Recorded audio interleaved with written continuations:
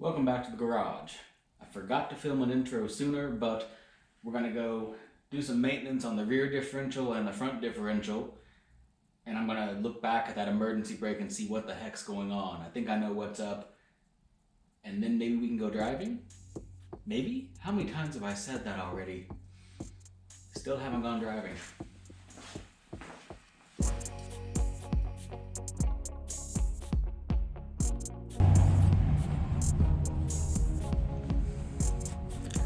Yep, I got a whole lot of not fun ahead of me.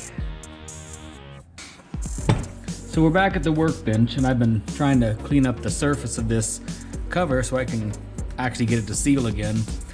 And I'm just kind of looking at the history here, trying to read tea leaves.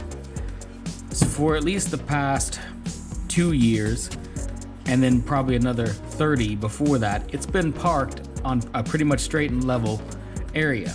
And you can see the line from where the current level of oil was. But there's more going on up here. This thing was parked on an extreme uphill for some amount of time, because you can see this line here, kind of a high water mark, if you will. And that's odd to me. I don't know how that happened or when that happened, but it was parked like this on that extreme of an angle for some time. Don't know when, but it's just weird. So you got like the line here, there's kind of a faint line up here, like it was maybe half that high, not level, but half that high, and then half again, I don't know, but whatever, it doesn't matter. I still need to clean it up so it'll seal. But it's just weird looking at the outside of this. I don't know what this is. It looks like copper, but it's a plug. You can see a little dent here, here, here, and here. And on the inside, it's all kinds of dinged up here. And they've got some kind of clear RTV covering all of it, and there's some damage down here too, but it looks like something catastrophically failed at some point in this thing's life. Maybe a spider gear exploded, and that's what led to its current state. I don't know, but it's about wire wheel time, and I'm gonna have to get this nice and cleaned up, file that down so it'll seal up.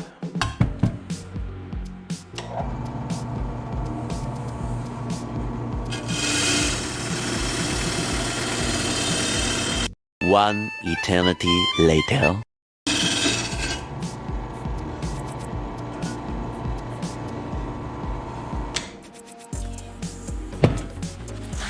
Well, it's safe to say it's been a really, really long time since anyone gave a damn what the inside of this looked like. It's got all kinds of scale rust, pitting.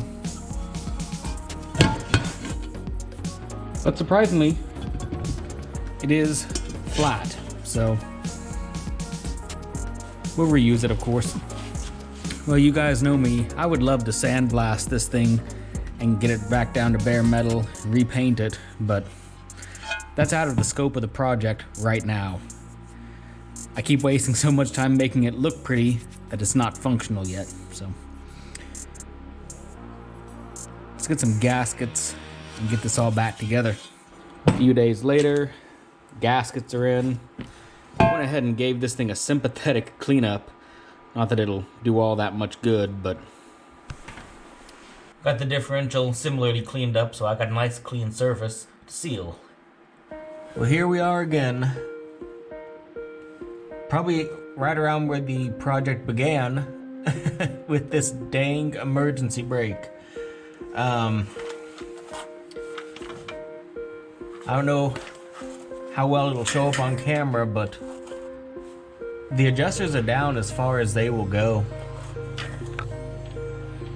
I can't turn them down anymore. There's minimal contact on this lower shoe, and I can just kind of move it out of the way, but it's just that loose. And up here, it's kind of the same thing. I can scoot the shoe out of the way, but we still have contact. I can move it over further to the side and maybe we have less contact.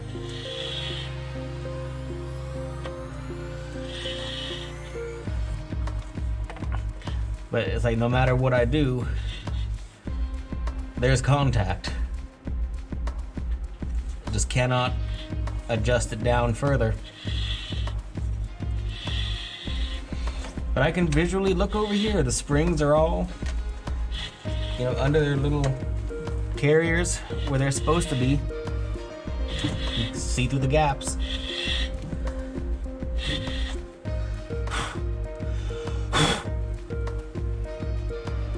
That's a lot of dust. I probably shouldn't breathe that.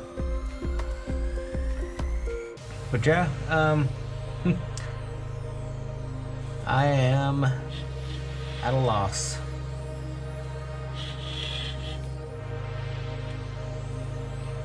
I mean, here's the thing. I mean, I suppose that I could leave it as is and it would figure itself out eventually, right? But it'll be noisy the entire time.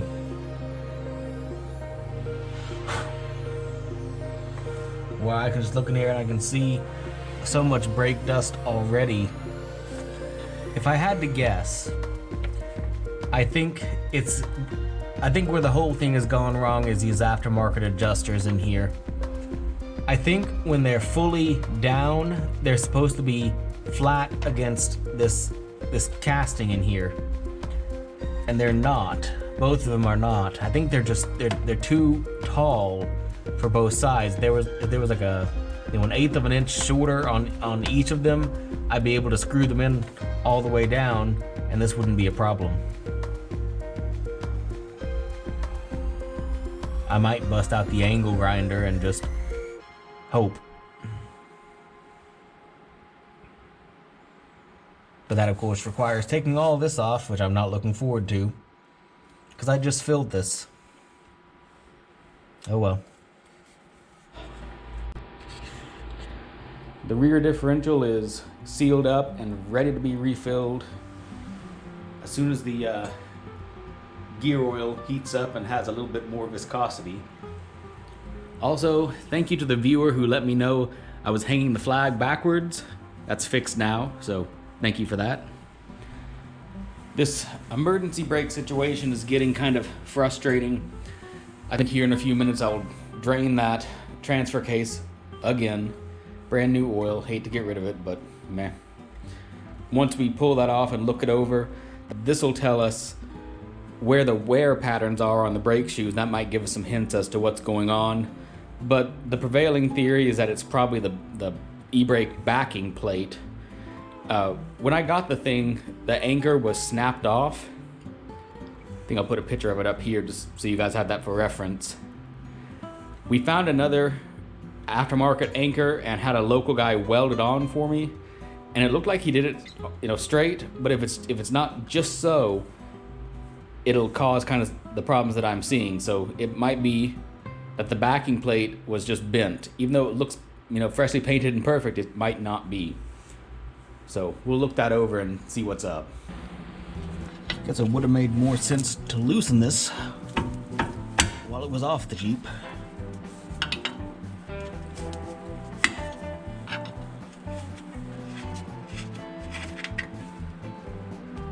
Alright.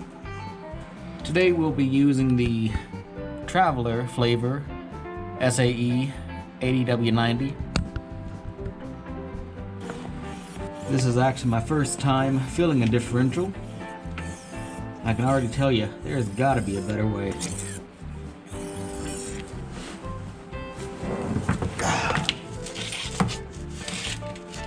Oof, there we go.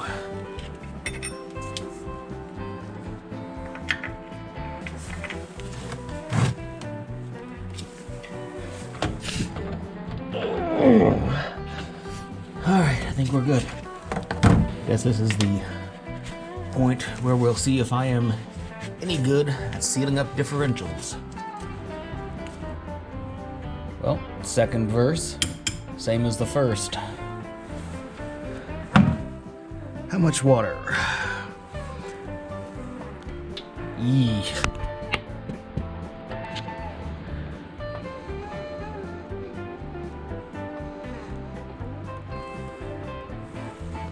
Doesn't look all that burnt once you get past the milkshaky stuff. The rear diff was obviously serviced more recently than the front though. Now, let's take a look.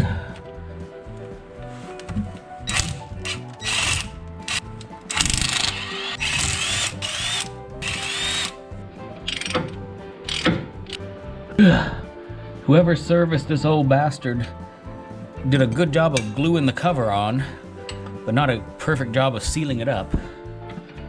Finally got under it. And this one just left right off. Yeah, that's pretty.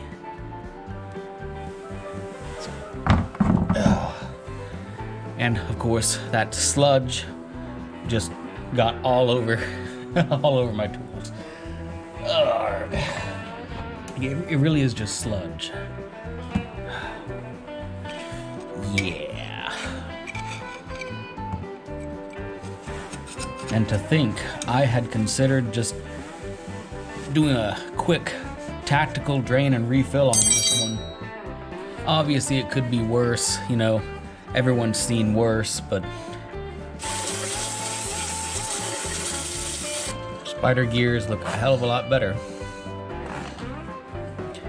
Oh, I can actually rotate this by hand, hey. The back one wouldn't let me do that. Okay, there's a little play in this one.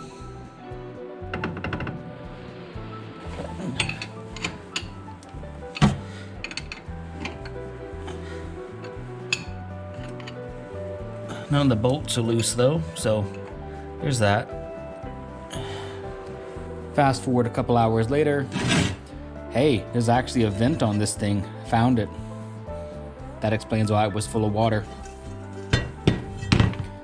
Had to knock down a few high spots, some rock dings, but that should seal. I don't know who made those Dana 41 gaskets, but they did not fit all that well. But these, that is spot on, perfect. Presto changer. Extremely clean surface.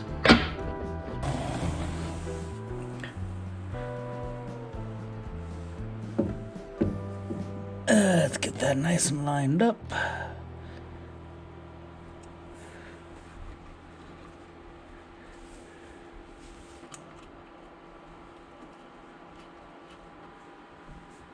And there we go. Now we wait an hour, torque it all down, and fill it up tomorrow. Well, I'm running out of battery here, but brakes are bled. I have drained the differentials, and I just need to refill the front, and that's done. Well, there's nothing like a nice December thunderstorm. It's only raining, you know, just a little bit. Well, I have picked up a new backing plate for the emergency brake. It's actually a used pull-off. It came in red primer and olive drab, but at least it's the correct part. The anchor was a little bit bent. Wasn't real happy about that, but we'll see if that solves the spring tension problem. I doubt if you can see it, but my oil pan is also leaking. So Dad actually picked up a nice reproduction L134 oil pan. I would have sworn it was supposed to be flat on the bottom. This one's kind of tapered downward, but otherwise it looks just fine. So at some point in the future, I'll get this guy installed and stop that leak. Unfortunately, that's it for this one.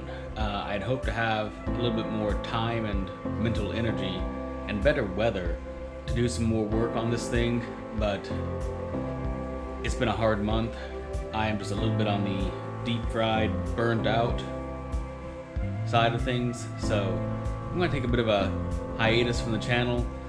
I wanted to get back to other stuff. I mean, I know that the Jeep is just, it's this close. Once that emergency brake is fixed and it'll stop screaming at me whenever I try to put it in gear, I could go do errands with it just for the heck of it. I guess I gotta refill the front differential, and I've got a stripped bolt that I need to go drill out and extract, but other than that, it's basically ready to go. And I'd also wanted to get back to a few other things, such as the sandblasting setup. It needs some work again. I can barely see through the glass because it's just gotten etched. That's what happens. And I actually kind of owe that to half the subscribers of the channel, because a lot of those came from the restoration videos, and I've got 2 or 3 little restoration projects laying around here that I haven't gotten to get back to yet. So I want to get back to that type of content as well. And just lately I haven't had the mental energy to think through some of that stuff. So that's where we'll leave it for now. Mental health break for a bit. But I will be back on this thing hopefully in the spring when it's warmer and I can actually enjoy working on it again. Lately it's just been work. It hasn't been fun anymore. So hopefully it'll get to be fun again soon. So that's it for this one. Thanks for watching. I'll see you all again soon on the next one.